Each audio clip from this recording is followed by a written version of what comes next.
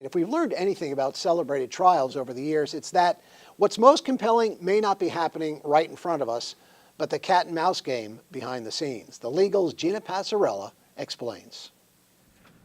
Good morning. My name is Kevin Steele. We are here to announce today charges that have just been filed against William Henry Cosby.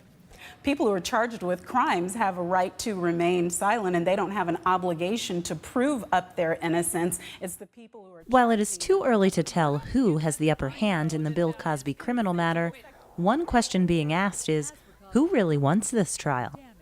Obviously, it's the last thing the Cosby camp wants, and they are fighting it at every turn. The alleged victim, Andrea Constand? Unlikely. She'll have to testify and relive a nightmare from 12 years ago, one for which she's already received a significant civil settlement.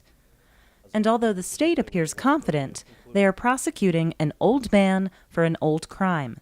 One solid vote for Cosby out of 12 jurors would embarrass the prosecution. In a celebrity case, I think that what comes to play is the old saying, shoot at the king, kill the king.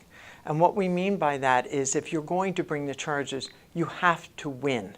Everyone will remember the prosecutor that lost the big case. They won't remember all the cases that prosecutor won. Kevin Steele. So what else might be pushing this case? Here's DA Kevin Steele's campaign ad last fall challenging incumbent Bruce Castor.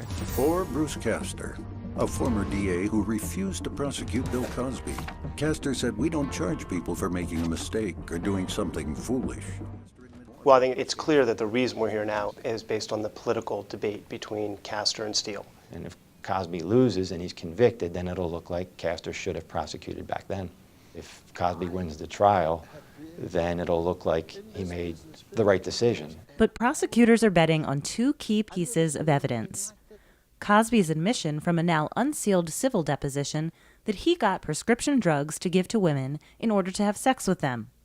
And how many of you believe you were drugged by Bill Cosby? How many of you believe Bill Cosby raped you?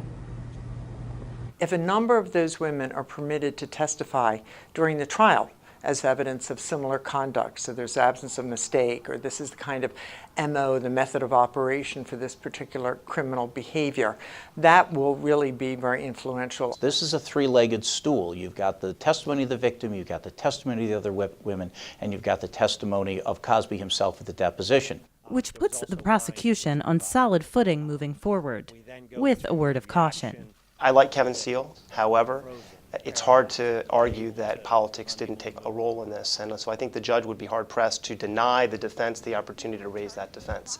That's going to then deflect attention away from what the alleged crime was. So that's going to be an interesting sidelight, and how he's able to rein in that circus is going to be interesting to watch.